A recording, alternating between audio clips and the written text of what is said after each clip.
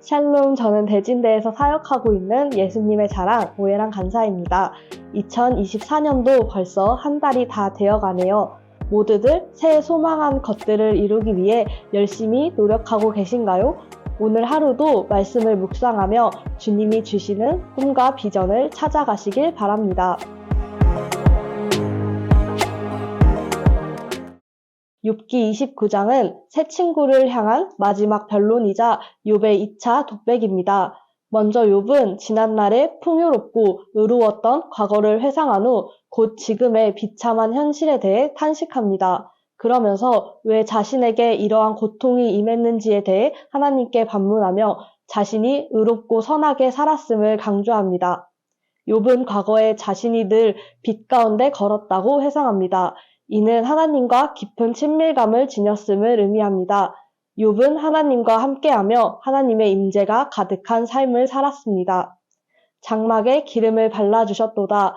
바위가 나를 위하여 기름 시내를 쏟아냈으며 욥은 자신의 윤택했던 삶을 이와 같이 묘사합니다. 7절에서 성문에 이르기도 하였다는 것을 보면 욥은 재판과 공무도 행했던 것 같습니다. 또한 욥은 자신이 약자를 괴롭히거나 악한 말을 한 적이 없다고 항변합니다. 이는 22장에서 엘리바스가 욥에게 한 고발에 대한 반박입니다. 그리고 욥은 과거에 자신이 공동체에서 인정받던 모습을 회상합니다. 욥은 왕과 같았으며 공동체의 정신적 지주로서의 역할을 할 만큼 명성이 높았습니다. 욥은 의를 옷으로 삼고 정의를 겉옷과 모자로 삼았습니다. 욥은 하나님과 공동체 안에서 의와 공의를 실행하며 존경을 받았습니다.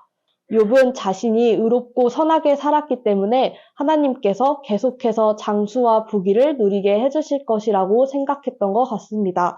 하지만 지금은 고난과 고통 속에 살고 있습니다. 부정할 수 없는 것은 욥은 진실로 의로운 삶을 살았고 젊은이, 노인 할 것 없이 모든 사람에게 인정을 받았으며 빈민, 과부, 고아와 같은 사회적 약자에 대해 자비와 정의에 힘썼다는 것입니다. 오늘 욥기를 묵상하던 중 예전에 본 영상 하나가 떠올랐습니다. 한 시장에서 2살 배기 아이가 뺑소니를 당했습니다. 당시 18명의 행인이 지나갔지만 모두 무심히 지나쳐버렸고 아이는 결국 사망에 이르렀습니다.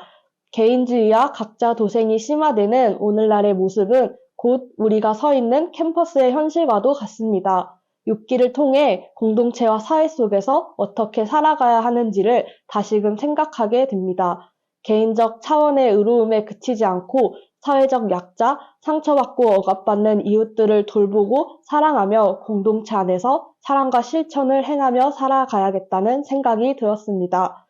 욥의 삶이 그러했듯이 낮은 곳에 빛으로 오신 예수님께서 낮고 천한 자들을 돌보고 사랑하신 것처럼 우리도 그러한 삶을 살아야 한다고 생각하게 되었습니다. 그리고 또 한 가지 생각하게 된 것은 남모르는 고통을 당할 때 하나님께서 지금 나의 고통을 보고 계신지 의심할 때가 있다는 것입니다. 저 또한 불편한 상황을 맞닥뜨렸을 때 지금까지 베푸신 주님의 은혜를 생각하는 것이 아니라 주님이 정말 계시는 거야? 왜 이런 상황을 허락하시는 거야? 하며 원망한 적이 있습니다. 그러나 하나님은 누구보다도 우리의 고통을 잘 알고 계시며 도울 길을 마련해 주십니다. 왜냐하면 그분은 이러한 고통 속에 자신의 독생자 예수님을 보내주셨기 때문입니다. 하나님께서는 어제나 오늘이나 변함없이 우리를 지키시고 돌보십니다. 고난을 받았다고 해서 오늘의 하나님이 과거의 하나님이 되는 것은 아닙니다.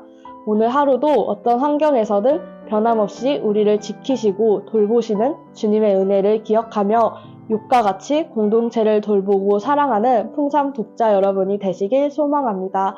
샬롬.